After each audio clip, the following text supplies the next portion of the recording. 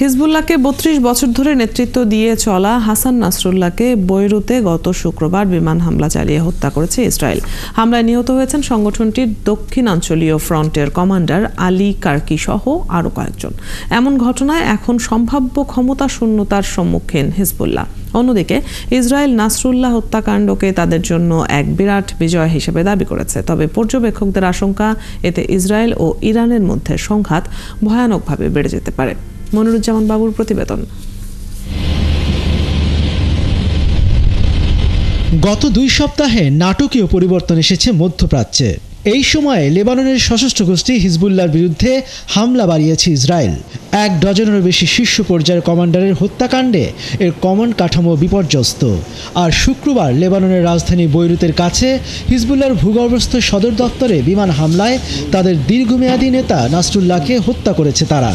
Hassan Nasrallah dedicated his life. এই ঘটনার মাত্র 1 সপ্তাহের কিছু বেশি আগে বৈরুতে ইসরায়েলের আরেক হামলায় নিহত হন হিজবুল্লাহর জ্যেষ্ঠ কমান্ডার ইব্রাহিম আকিল। ইরানের রাজধানী তেহরানে ইসরায়েলের হাতে ফিলিস্তিনি স্বাধীনতাকামী সংগঠন হামাসের প্রধান ইসমাইল হানিয়া নিহত হওয়ার 2 মাস পর ঘটল এসব ঘটনা। ইসরায়েল নাসরুল্লাহ হত্যাকাণ্ডকে তাদের জন্য এক বিরাট বিজয় হিসেবে দাবি করেছে। তবে পর্যবেক্ষকদের আশঙ্কা, এতে ইসরায়েল ও ইরানের মধ্যে সংঘাত ভয়ানকভাবে বেড়ে যেতে পারে। বিশ্লেষকরা বলছেন, শীর্ষ ও জ্যেষ্ঠ নেতাদের হারানোর এসব ঘটনা হিজবুল্লাহর জন্য স্বল্পমেয়াদে বড় আঘাত হলেও দীর্ঘমেয়াদে সংগঠনটির ওপর খুব খারাপ প্রভাব পড়ার সম্ভাবনা নেই। কেননা এক নেতার জায়গায় অন্য নেতাকে বসিয়ে ক্ষমতার শূন্যতা পূরণ করবে হিজবুল্লাহ। হিজবুল্লাহ এখন টিকে থাকার জন্য পূর্ণ শক্তিতে আঘাত করার চেয়ে অস্থায়ী নেতৃত্ব শূন্যতার কৌশলগত বিকল্পকে বেছে নেওয়ার মুখোমুখি অবস্থায় রয়েছে। গোষ্ঠীটি অস্থিতিশীল হয়ে পড়ার সম্ভাবনার পাশাপাশি স্বল্পমেয়াদে এর রাজনৈতিক ও সামরিক কৌশল পরিবর্তন করবে।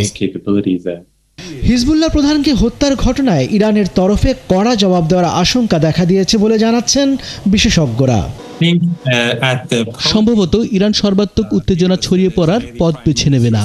তারা তাদের প্রথাগত দৃষ্টিভঙ্গি গ্রহণ করতে পারে, আর তা হলো ইসরায়েলের সঙ্গে সরাসরি যুদ্ধে জড়ানো না পর্যন্ত ইরাক ও ইয়েমেনে থাকা মিত্রদের দিয়ে প্রক্সি লড়াই চালিয়ে যাওয়া।